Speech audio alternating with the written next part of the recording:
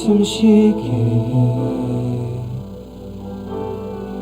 세상 그 어떤 어려움 속에도 주 은혜로 나를 돌보시며 세상 끝날까지 지켜주시네. 주 사랑이 나를 이끄시네. 내가 갈 수 없는 그곳으로 주의 사랑 나를 붙드시며 세상 끝날까지 인도하시네. 주님만이 내 이름 아시며 주님만이 내 맘 어루만지네. 어느 누구도 나를 향하신 주님의 사랑을 끊을 수 없네. 주님만이 내 능력이시며 주님만이 나의 구원이시네. 어느 누구도 나를 향하신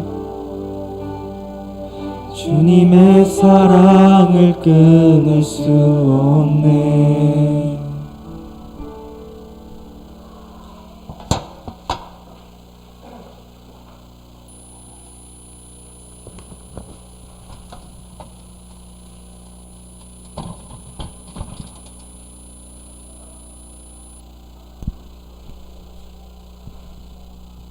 피오제 창으로 예배를 시작하시겠습니다.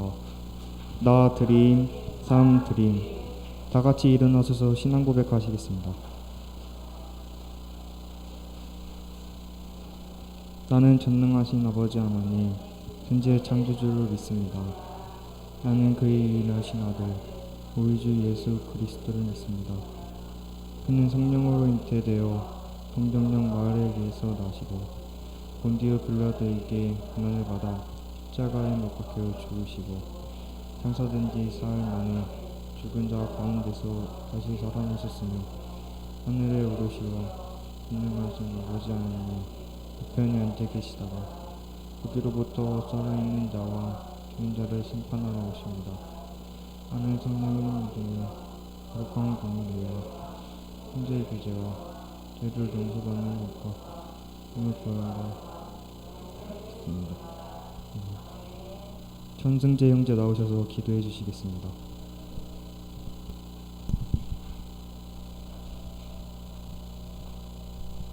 기도드리시겠습니다. 하나님 아버지, 오늘 이 시간 교회에 나올 수 있게 해주시며 감사합니다.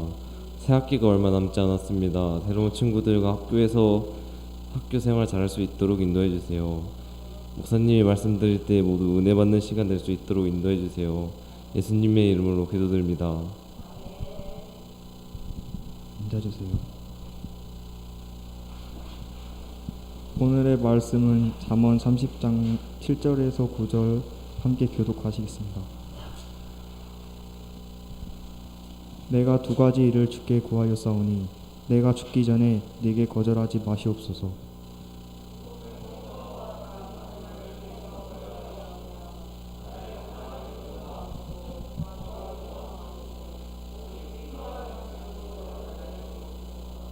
혹 내가 배불러서 하나님을 모른다 여호와가 누구냐니까 혹 내가 가난하여 도둑질하고 내 하나님의 이름을 되게 할까 두려워하는 아니다. 이상필 목사님 나오셔서 말씀 선포해 주시겠습니다.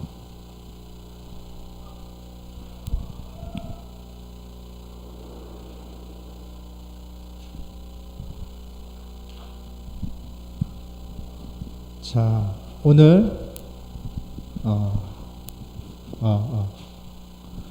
자, 두 가지 간청. 잠언 30장 여러분 잘 알고 있죠? 네. 이 마이크가 좀 나와서 이 마이크로 바꿀게요. 그래요. 아굴의 잠언. 자, 같이 보도록 해요. 자, 두 가지 간청. 네. 두 가지 간청. 하나는 야, 잠깐 낮춰주실래요? 거짓말하지 않게 해두고 필요한 양식 주시고 도둑질하거나 하나님 이름을 욕되게 하지 않게끔 해달라고 간청을 하죠. 자, 이 30장 아굴의 잠언은 솔로몬이 쓴 잠언이 아니라 다른 사람들의 잠언을 모은 거예요. 자, 이 아굴이 이 내용이 뭐냐면 나는 스스로 이미 난 하나님 편이야 하고 생각하는 사람들, 쉽게 말해서 난 그리스도인이야 라고 생각하는 사람들에게 너가 진짜 그리스도의 사람인지를 너 스스로 한번 평가해봐 라고 하는 그런 화두를 던져주고 그거에 따른 권면을 해주는 잠언이에요. 자, 첫 번째 두 가지 간청 중에 첫 번째 간청 한번 볼까요? 자, 아굴은 뭐라고 그랬어요? 네, 허위와 거짓말, 모든 위선과 거짓을 자신에게서 멀리 떠나가게 해달라고 간절히 기도하고 있죠. 자, 위선자는 뭘까? 위선자는 쉽게 말해서 대중들이나 지지자들의 입맛에 맞추기 위해서 아주 그럴싸하게 얘기해요.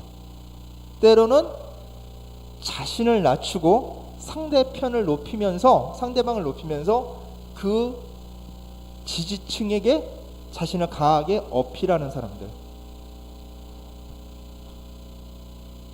감이 와요? 너는 충분히 이미 잘하고 있어. 확 위안이 오죠. 잘하고 있다고 하니까. 난 별로 한 것도 없는데 넌 충분히 이미 잘하고 있고 최선을 다하고 있다고 누가 얘기해 준다면 우린 뭐예요? 마음의 위로를 얻죠. 좋은 의도로 하면 좋아요. 근데 이게 뭐예요? 그 사람의 지지나 어떠한 유익을 얻기 위해서 하는 말이라면 어때요? 굉장히 위험 요소가 많겠죠. 그렇게 그럴싸하게 얘기해요. 이게 위로인지 나를 이용해 먹으려는 건지 사실 분간하기가 어려워요. 근데 그 사람들이 하는 말을 자세히 곱씹어 보면 사실관계가 바르지 않는 경우가 대부분이에요. 사실관계가 사실이 10개라면 사실을 9개만 얘기하고 거기에 뭘 하나 섞어요? 거짓을 하나 딱 섞는 거예요. 진실이라는 물잔에다가 거짓 한 방울 딱 타는 거야. 그러면 그 말은 진실일까 거짓일까? 자, 물컵에 물이 있어요. 사람이 마실 수 있는 물이에요. 거기다 잉크 한 방울 타면 마실 수 있어요 없어요? 없죠. 마찬가지예요. 99.9%가 진실이라도 거기다 거짓 0.01%를 집어넣으면 그것은 거짓으로 변해요. 근데 사람들은 알 수 있어요 없어요? 잉크 한 방울 타간다고 해서 색깔이 확 변하지 않아요. 그걸 타는 거 본 사람만 알 수 있어요. 마찬가지예요. 진실이라는 원자료에 거짓 약가릇을 첨가해가지고 사람들을 혹세무민해요. 거기에 많이들 속아 넘어가요. 왜? 하나님의 지혜가 없으면 넘어가게끔 돼 있어요. 거기에 흔들리고. 이런 것들을 뭐라 그러냐면 원자료, 진실이라는 원자료에 거짓을 양념하여 내놓는 무엇과 같은 자들?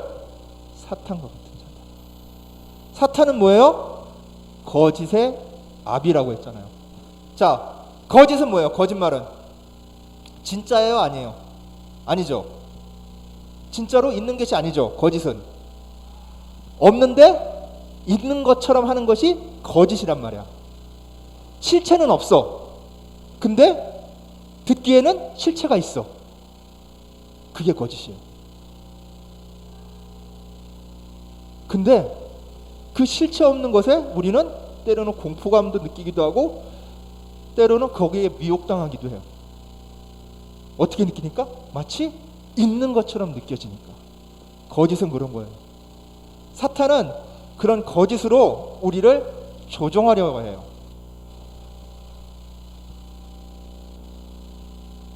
그래서 이 거짓의 아비의 자식들, 사탄의 자녀들은 위선, 위장된 선, 겉으로만 선한 척하면서 가식적이에요. 그 가식에 가면은 그 사람들 입술은 항상 옳은 말을 하는 것처럼 보여져요. 그러나 그 사람들의 행위에서 그 사람들은 자신이 한 말처럼 행동하지 않아요. 마치 자기는 자기가 내뱉은 말처럼 행동하는 듯이 보여도 그 내면을 보면은 어떻게 해요? 자기 입속을 차리는 것이 보여요. 근데 겉으로는 마치 그렇게 하는 사람처럼 보여져요. 자, 성경에서 대표적인 사람들이 바리새인, 사두개인, 서기관, 율법에 대해서 잘 알고 있는 율법학자들이에요. 그리고 제사장. 바리새인은 뭐예요? 경건주의, 외식주의. 다 사람들 보기에 거룩하게 나와서 기도하고, 기도도 길게 하고, 금식도 하고, 마치 하나님을 잘 믿는 사람처럼 보이지만 예수님이 뭐라고 했어요? 회칠한 무덤이라고 했어요. 회칠한 무덤이 뭐예요? 겉에는 회칠했으니까 삐까번쩍 예뻐. 근데 그 속 안에는 뭐가 있어? 죽은 사람 시체가 들어있는 거예요. 뼈가 들어있는 거예요. 살아있지 않다는 거예요. 겉으로는 진실돼 보이지만 속은 이미 썩어 문드러져 가식덩어리 거짓이라는 거예요. 이게 바로 바리새인들, 외식주의. 하나님보다 누구 눈치를 봐? 사람 눈치. 사람에게서 존경을 받으려는 마음, 사람에게 높임을 받으려는 마음. 이게 바리새인. 그런 사람들, 바리새인 같은 사람들. 그 다음에 사두개인. 사두개인은 어떤 사람들이에요? 그 당시 권력자들이에요. 힘을 갖고 있어요. 다른 사람들에게 공정하게 법을 집행한다고 얘기하지만 그 법은 다 누구한테 이롭게 해? 자기들한텐 불리한 법은 적용 안 하고 자기한테 유리한 법만 적용하는 거야. 너희들은 법을 지켜라고 얘기하면서 자기는 그 법을 지켜야 안 지켜요? 자기한테 불리하면 안 지켜요. 뭘로 피해가? 자신의 권력으로. 자기가 그 법을 집행하는 사람들이니까. 그런 사람들, 세상으로부터 온갖 유익들을 다 얻으려는 사람들, 사두개. 그리고 율법학자. 뭐예요? 하나님 말씀을 하나님 말씀으로 들어야 되는데, 학자라는 게 뭐예요? 연구하는 사람이죠. 자기의 인간적 지식으로 성경을 판단하고 해석하고 이용해요. 자신에게 유리하게 성경 말씀을 인용해요. 하나님 말씀이 어디 있는지를 찾아가는 것이 아니라 자신의 생각에 맞춰서 하나님 말씀을 변개하는 사람들. 그 당시 서기관들이었어요. 제사장은 어때요? 자신들의 권위와 권력을 이용해서 사람들을 지배하려는 마음. 하나님께 그 마음을 돌려야 하는데도 하나님께 돌려야 하기보다는 하나님께 향한 그 사람들의 마음들을 이용해서 자기의 사리사욕을 채우려는 사람들. 이들은 모두 유대인의 지도층이었어요. 자, 그들 대부분은 자신의 잘못을 감추고 겉으로는 그럴듯하게 포장하는 사람들이었어요. 그들은 권위를 가지고 있지만 권위는 말을 내뱉지 못했어요.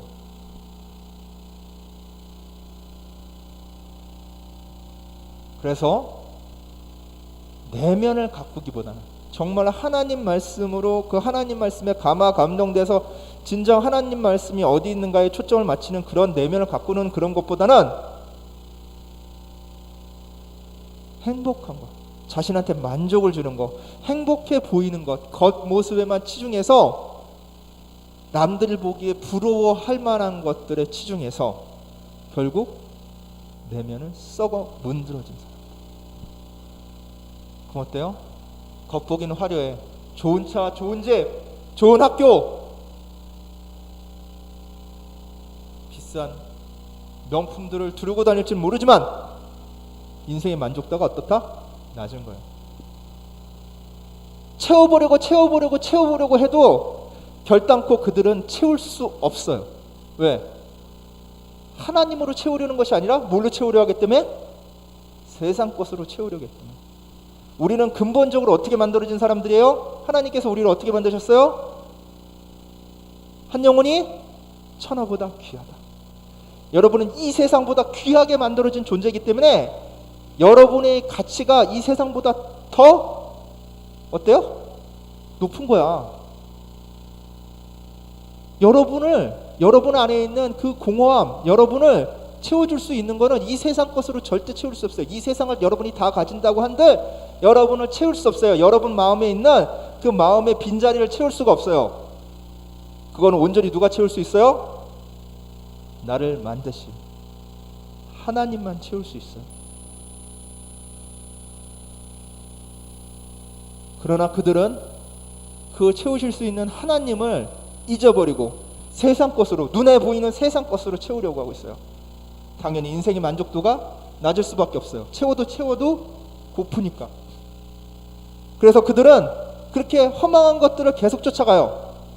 그래서 그 허망한 것들을 목표를 만들어 놓고 좀 더 갖기 위해서 진실과 정의는 전혀 중요하지 않아요. 어떻게든 자신들의 목적을 달성하기 위해선 수단 방법을 가리지 않아요. 거짓말을 해도 상관없는 거야. 목적이 수단과 방법을 정당화한다고 생각을 하는 거야. 어차피 목적만 달성하면 그게 옳다고 여기는 거예요. 선이라고 여기는 거예요. 그들의 믿는 선은 거짓된 선, 미선인 거예요. 자, 그럼 미선자가 되지 않게끔 해달라고 간청했어요. 두 번째 간청은 뭘까요?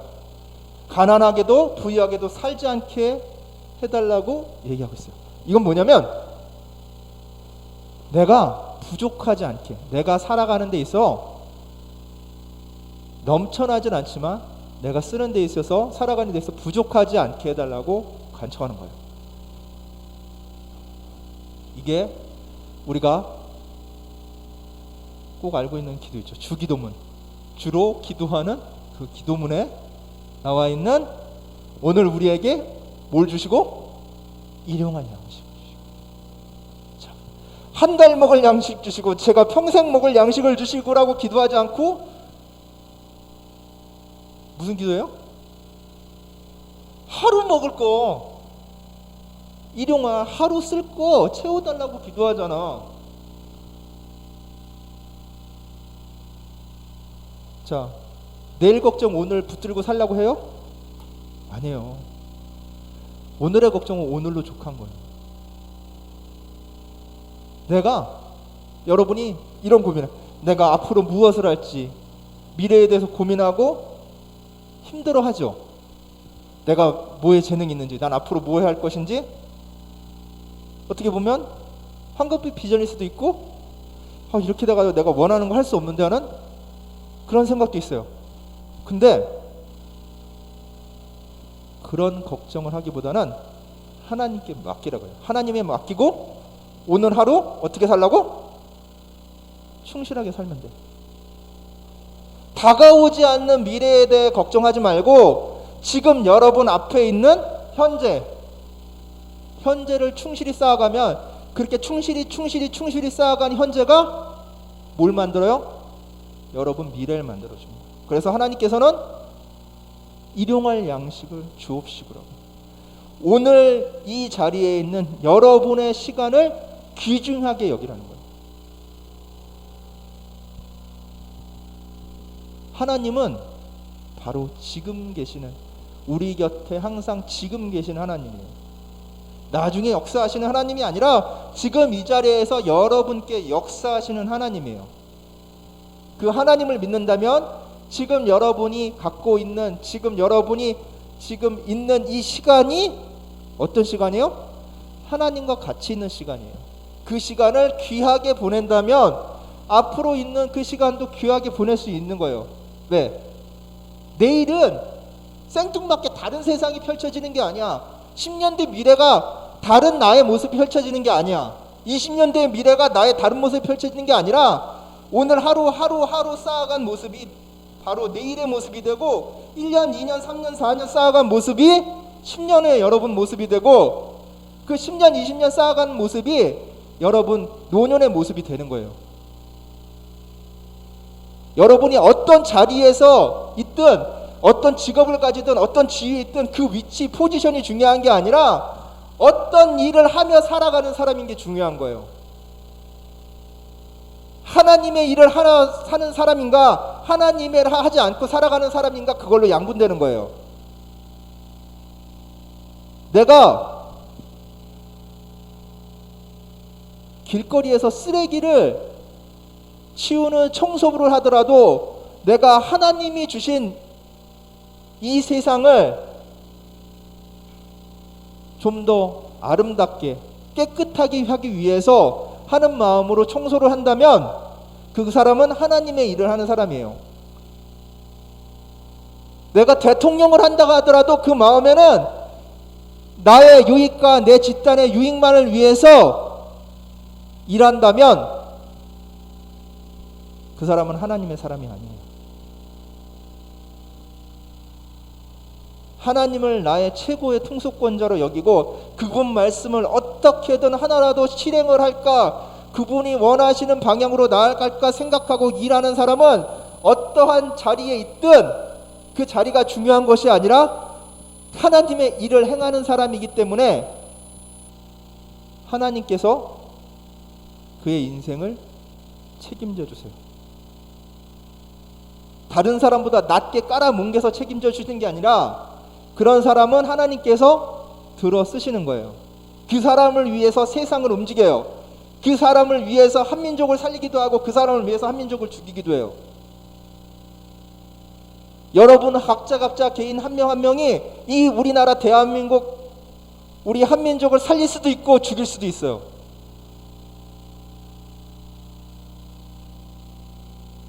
여러분은 하나 한 명의 그 모습을 보고 하나님 앞에 바로 선 그 한 명의 모습을 보고 하나님은 이 민족을 살릴지 이 민족을 죽일지 결정하시는 거예요.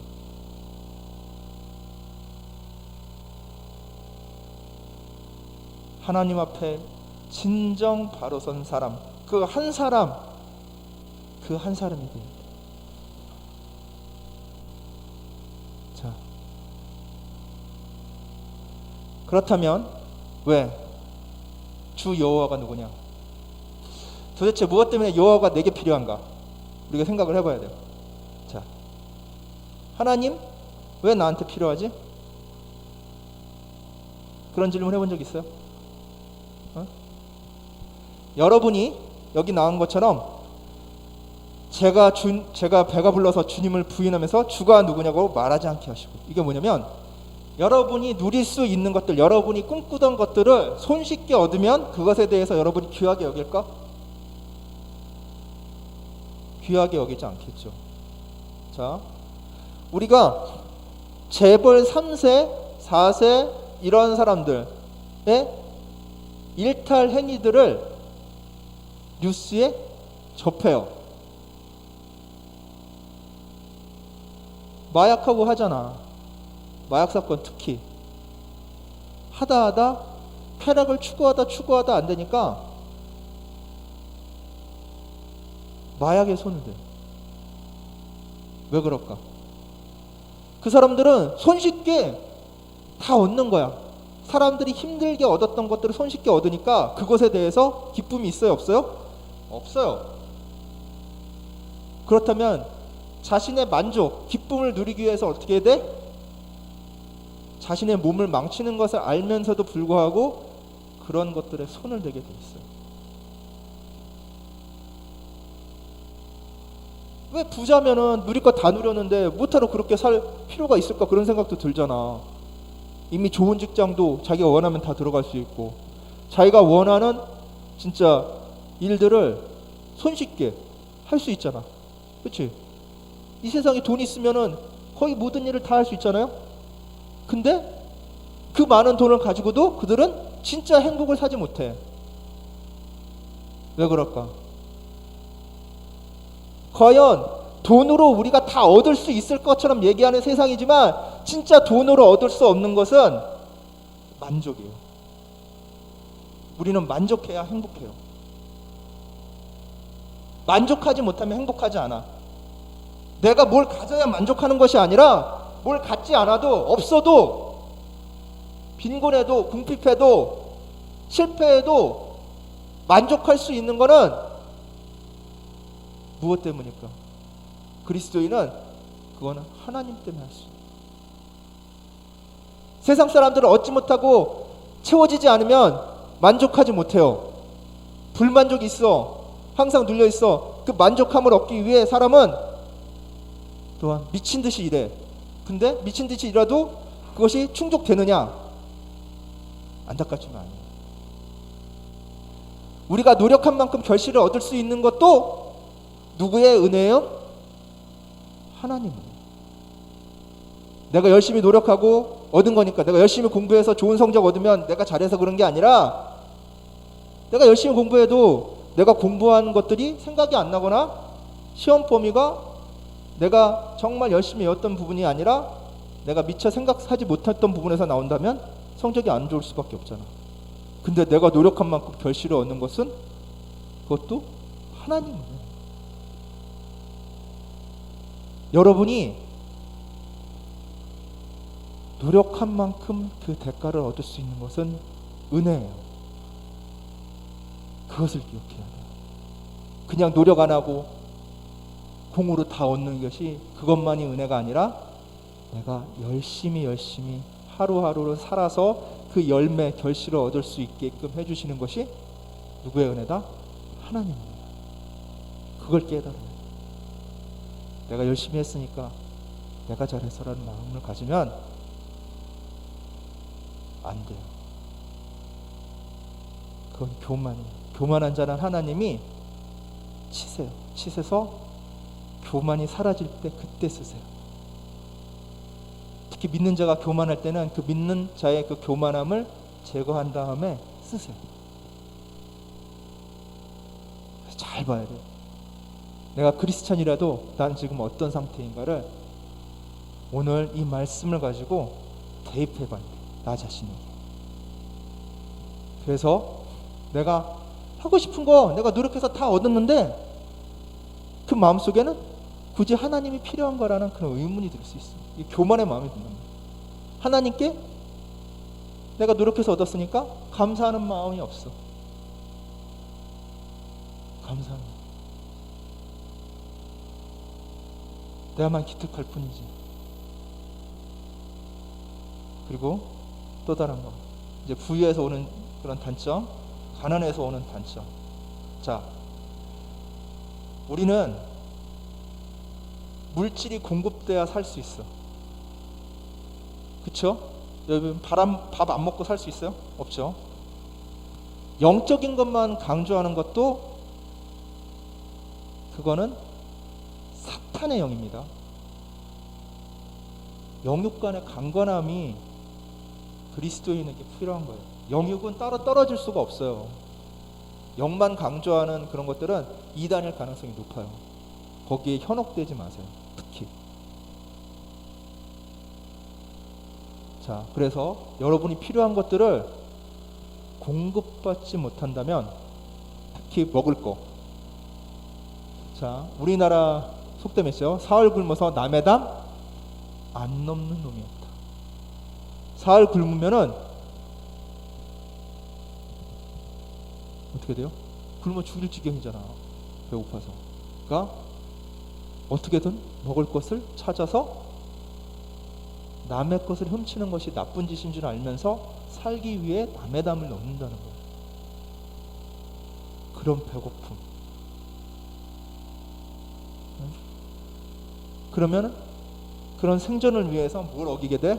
10계명의 마지막 계명인 내 이웃의 소유를 탐내지 말라는 말씀을 어기는 거죠. 그렇잖아요. 내가 어기고 싶어서 어기는 게 아니라 내 생명을 부지하기 위해서 하나님 말씀을 어기게 되는 그런 결과를 초래하게 되는 거잖아요.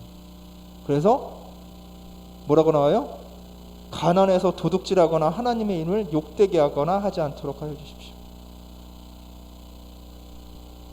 그래서 하나님께서는 믿는 자에게 축복해 주시는 거예요. 왜? 여러분이 가난해져서 또한 초라해져서 하나님 말씀을 어기게 될까봐 여러분 스스로 그렇게 어기게 될 수밖에 없는 그런 필연적인 상황을 만들지 않게 하기 위해서 여러분에게 축복해 주시는 거예요. 그런 사람에게는 1을 노력해도 100의 축복을 주시기도 하고 1000의 축복을 주시기도 하는 거예요. 왜?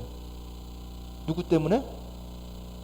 하나님의 이름을 위해서, 하나님을 믿는 자니까.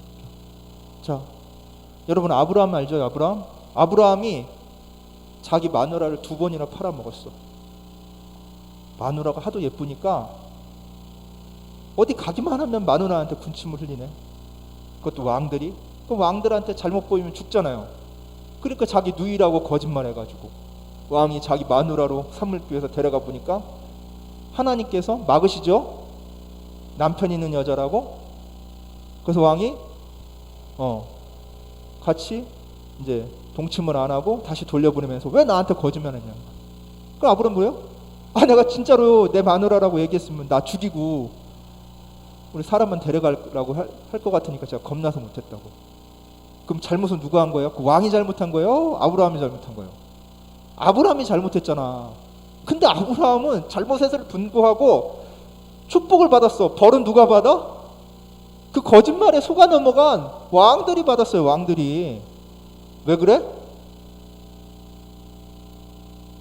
오늘 말씀이랑 연결되어 있는 거예요. 의미를 알겠어요? 믿는 자가 범죄하지 않도록 하나님께서 축복을 주시는 거예요. 잘해서 축복을 주시는 게 아니라 하나님의 일을 위해서, 하나님을 믿는 자를 위해서 하나님께서 축복을 주시는 이유가 거기에 있어요. 내가 1만 했는데 100을 얻은 게 내가 운이 좋아서가 아니라 하나님이 믿지 않는 자 가운데서 나를 살리시기 위해서, 내가 하나님께 범죄하지 않게 하기 위해서 뭐 해주신 거라고요? 축복해 주시는 거예요.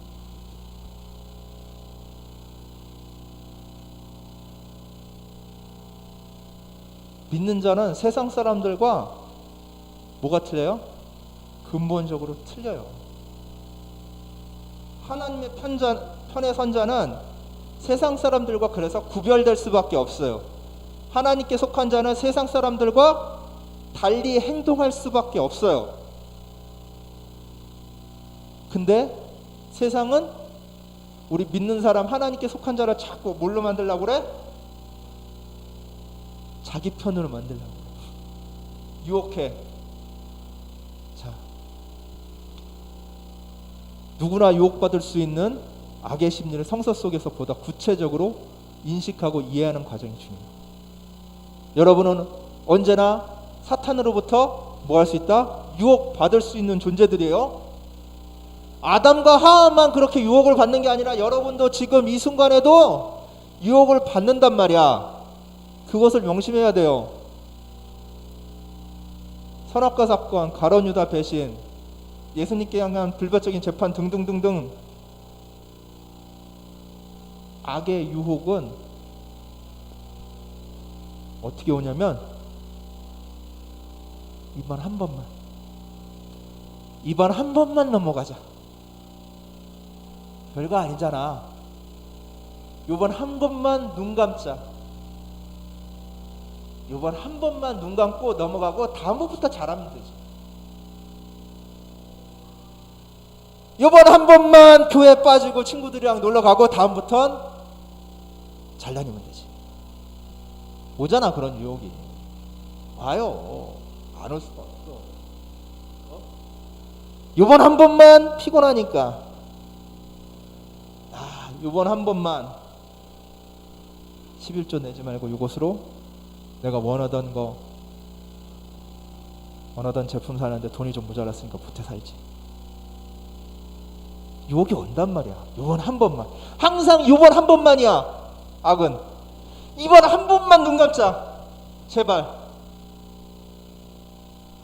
이번 한 번만 잘못된 거지만 이번 한 번만 눈 감고 넘어가면 앞으로는 이런 일이 없을 테니까 이번 한 번만 그냥 못 본 채 하자. 중요한 것은 무슨 문제요? 선택의 문제. 이번 한 번만 눈 감자 했을 때 여러분은 하나님 편에 서든가 아니면 반대편에 서든가 그때 결정을 하는 거야. 내면에 의도적이든지 비의도적인지 때로는 정서적 때로는 구체적인 계획과 같은 생각이나 음성으로 다가오는 이 악의 유혹을 어떻게 극복할 것인가. 다양한 방법으로 여러분은 한 번만 흔들어. 한 번만. 내일 하면 되지. 다음에 하면 되지. 근데 아굴의 잠언은 이런 한 번만의 유혹이 올 때 뭘로 이겨내라고 그래요? 기도로 이겨내라고 우리한테 얘기해주고 있어요. 자, 우리가 이렇게 기도로 이겨낼 때 어떤 역사가 일어나냐? 그 사람들, 그렇게 이겨낸 사람들을 통해서 하나님은 일을 하세요. 자, 자신의 잘못을 감추고 원하는 바를 얻기 위해 거짓과 위선을 가까이 하는 사람들에게, 부유해서 하나님을 무시하는 교만한 사람들에게, 가난해서 하나님 말씀을 어기는 사람들에게 뭐라고 하셔? 내 이웃을 내 자신과 같이 사랑하라는 주님의 말씀을 기억하라. 너가 이 세상 살아갈 때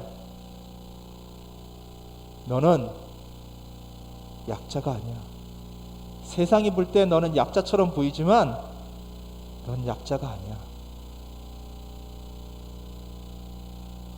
이 세상을 이기시는 분이 너와 함께 계셔.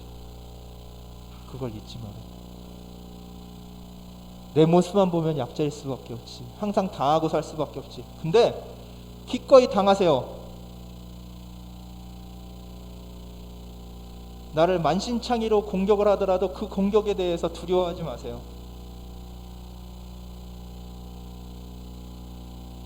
악을 악으로 대하지 마세요. 악을 선으로 대하세요. 왜? 자, 여러분, 아장아장 건어내기가 여러분한테 와가지고 막 주먹질해. 아파서 죽을 것 같아? 100대고 1000대고 맞을 수 있잖아. 그쵸? 그 차이야. 세상이 그 아장아장 거리는 2-3살짜리 애기처럼 여러분을 공격하는 것밖에 안 돼. 여러분은 그리스도로 인해 장성합니다. 충분히 이겨낼 수 있어요. 그거를 이겨내게 하나님께서 여러분과 함께 계세요. 그걸 보면 돼. 영적으로 내가 세상과 어떤 위치인지, 현상으로 볼 땐 세상은 강하고 나는 약할 것 같지만 영적으로 보면 나는 강하고 세상은 약해. 근데 세상은 뭐야? 누가 지배하고 있어? 거짓의 아빈 사탄이 지배하고 있기 때문에 거짓으로 뭉쳐있단 말이야. 자기가 더 강한 것처럼 여러분한테 보여줘요. 더 힘센 것처럼, 여러분이 초라하고 아무것도 아닌 사람인 것처럼 얘기해요. 때로는 내 주변의 것들을 이용해서 가장 초라한 모습인 것처럼 보이게 할 수 있어. 근데 실체는 어떻게 됐어? 여러분이 강자고 세상은 약자. 영 안으로 보세요. 주님의 사람의 관점에서 보세요. 그래서 내 이웃을 내 자신과 같이 사랑하는 주님의 말씀을 가지고 아직 주님을 모르는 그런 사람들에게, 또한 믿음이 연약한 사람들을 위해 권면하고 기도하고 돕는 사람이 되기 원합니다. 이런 사람을 통해 하나님께서는 하나님의 일을 행하세요. 성경에서 보면 하나님은 그런 사람들을 통해 세상을 변화시키셨어요. 생명의 열매로 여러분은 이 땅에 심으셨어요. 여러분 한 명 한 명에게 그런 소명을 주셨어요. 이제 여러분이 그 소명대로 살아가느냐 그렇지 않느냐는 온전히 여러분의 선택에 달려 있어요. 하나님의 사람으로 살아갈 것인지 아니면 거짓된 세상의 그런 압박 속에 무릎 꿇을 것인지. 되돌아본 나의 모습이 거짓된 세상 속에서 나도 모르게 무릎 꿇고 있다면 이제 분연히 일어나서 하나님의 사람으로서 하나님의 일을 하는 자로 돌아오세요. 여러분 한 명 한 명에게 하나님께서 부르십니다. 그 소명을 감당하는 우리 고등부 친구들 되었으면 좋겠습니다. 기도하겠습니다.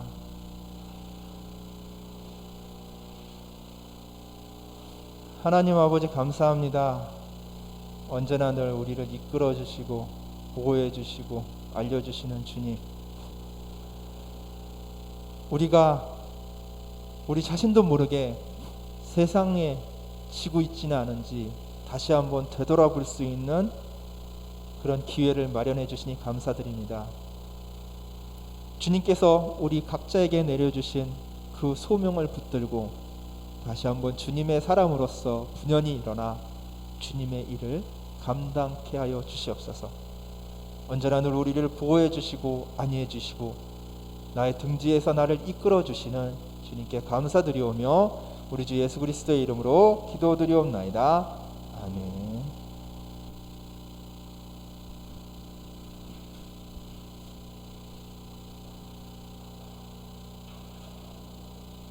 내게 있는 향료값 부르시면서 헌금하시겠습니다.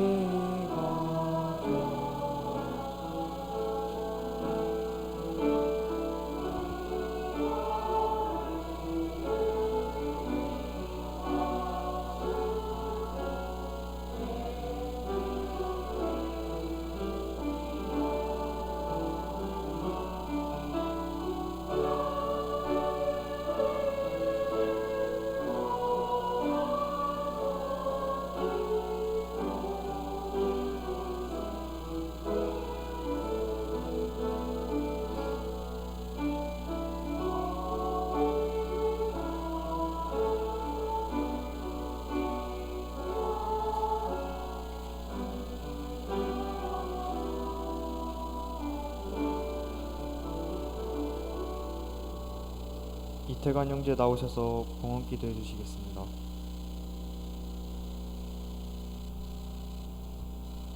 기도하시겠습니다. 주님, 저희가 교회에 나와서 주님께 헌금을 드렸습니다. 저희가 진심을 다해서 드린 이 헌금 좋은 곳에 쓰이도록 도와주세요. 오늘 나오지 못한 고등부 친구들 다음 주에는 나올 수 있게 해주세요. 예수님의 이름으로 기도드렸습니다. 이상필 목사님 나오셔서 축도해 주시겠습니다. 지금도 살아계셔서 교회가의 머리가 되신 우리 주 예수 그리스도의 은혜와 독생자까지도 아끼지 아니하시고 우리에게 내어주신 하나님의 극진하신 사랑하심과 지금도 이 자리에 계셔서 우리의 소명이 무엇인지 어떻게 죽게 나아가야 되는지를 알려주시는 성령님의 인도 강화하심이 오늘 이 예배에 참석한 우리 고등부 친구들과 선생님 머리 위에 지금으로부터 영원토록 함께 계실지어다. 아멘.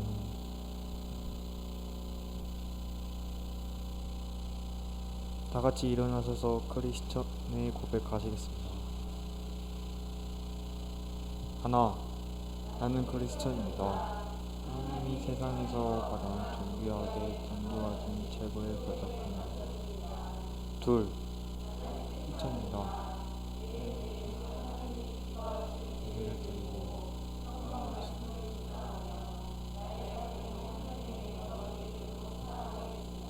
셋,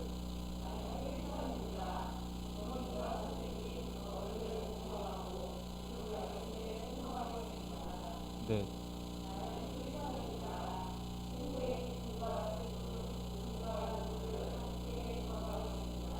다섯,